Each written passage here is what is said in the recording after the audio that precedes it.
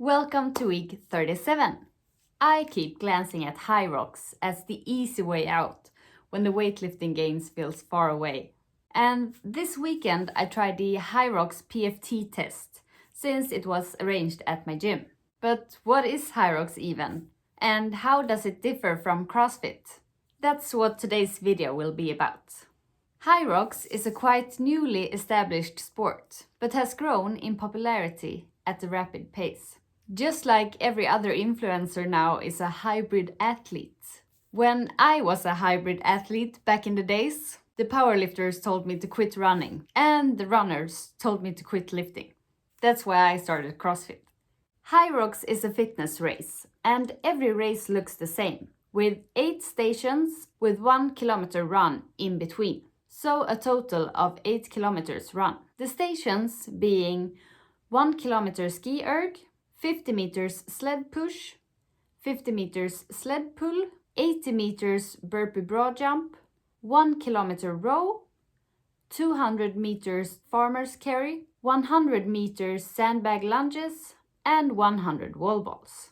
So one of the biggest differences from CrossFit is that you avoid the element of expect the unexpected.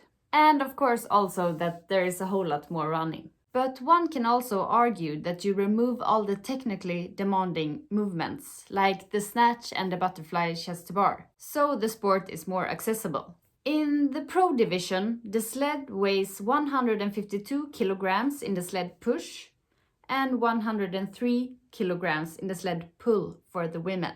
For males, the weights are 202 kilograms in the push and 153 kilograms in the pull. But other than that, there's no heavy weights. The kettlebells used for the farmer's walk is 24 kilograms for women and 32 for men. And the sandbag for the lunges weighs 20 kilograms for women and 30 kilograms for men.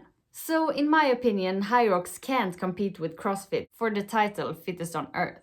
However, the sport has some advantages. Like, for instance, the potential of becoming an Olympic sport because of its repetitiveness and that you always know what you should train for. Which, on the other hand, potentially could make it quite boring and maybe more prone to injuries.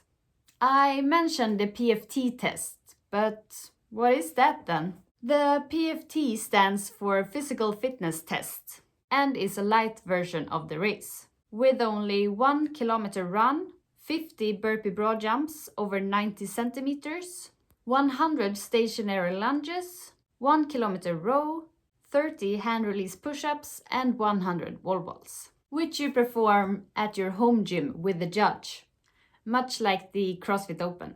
The test also gives you an indicator for what division you should sign up for. My score was 21 minutes and 3 seconds, so I received the golden patch that you get if you perform the test sub 22 minutes, and which also indicates that I could go for the pro division if I decide to sign up for a race.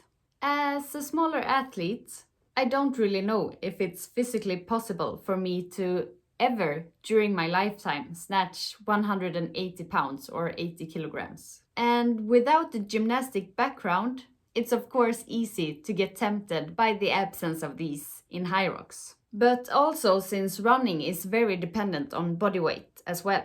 There is an unofficial calculation that says that 1 kilogram of body weight is equal to 1 minute difference in your 10K time. However, some would still argue that I have the height against me in HYROX. In CrossFit, it's beneficial to be shorter because you get a shorter working range in barbell cycling, handstand push-ups, pull-ups, dumbbell snatches and burpees, the list goes on. But it's always better to be a little bit taller for the machines and also for the wall balls. If we take a look at the best times at HYROX races, there's at least a lot of known CrossFit names on the female side.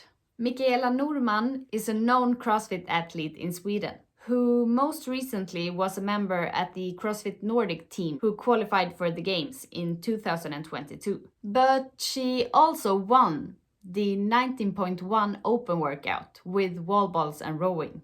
Lauren Weeks, the current world record holder, has a 10-year-long CrossFit record. with her best individual placement being 18th at regionals. And the world record holder on the male side, Hunter McIntyre, actually was a competitor at the CrossFit Games in 2019. I believe that this is the main reason for why the HYROX athletes look so muscular. It's because they've trained CrossFit for a decade before. I guess that in the future, when there are athletes who has trained primarily for HYROX since the beginning, they will look even more like runners, just because running is the main portion of the sport. And then it's not really necessary with all the unfavorable muscle mass, even if it could be beneficial on the sled. So in my case, I guess I will stick to CrossFit, at least in the near future. Because, at least for now, I prioritize getting swole muscles. Getting swole muscles. Getting swole muscles. Over training and competing in something I have more genetics or talent for. In my opinion, obstacle handstand walk and ring muscle ups looks a lot cooler than HYROX running races. And even if it takes ages to learn, the satisfaction when you master a new skill is unbeatable. That was it for today. Remember that consistency is key to all worthwhile things in life, not least when it comes to training. See you next week.